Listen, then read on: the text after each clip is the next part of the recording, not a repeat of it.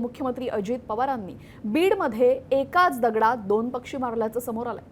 मंत्री पंकजा मुंडे यांच्यासह स्वपक्षीय धनंजय मुंडेंनाही त्यांनी इशारा दिलेला आहे। पंकजा मुंडे यांचे निकटवर्तीय बाबरी मुंडे यांनी अजित पवारांच्या राष्ट्रवादीत प्रवेश केला, त्यामुळे बीडमध्ये धनंजय मुंडेंनाही दादांनी पर्याय शोधल्याचं बोललं जातंय।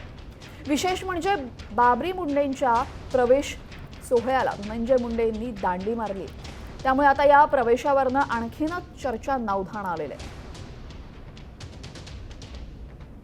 काय राष्ट्रवादी काँग्रेसमध्ये प्रवेश केला, पक्ष बदलला म्हणजे काय कुला आम्हाला घराला दोघांना बाप लेकाला पाहिजे म्हणून नाही। ज्या काही निवडणुका लढवल्या असतील, जे काही काम केलं असेल ते पक्षासाठी, नेत्यासाठी आणि सर्वसामान्य कार्यकर्त्यासाठी केलंय। तेच काम आज आम्ही या ठिकाणी पक्षासाठी, नेत्यासाठी आणि या ठिकाणी तुमच्या समोर बसलेले सामान्य लोक असतील किंवा या ठिकाणी व्यासपीठावर बसलेली सर्वसामान्य या ठिकाणी नेते मंडळी असतील यांच्यासाठी करणार आहेत। आता isakal.com आहे देशातील नंबर 1 ची मराठी न्यूज वेबसाईट। प्रत्येक अपडेटसाठी isakal.com ला नक्की भेट द्या।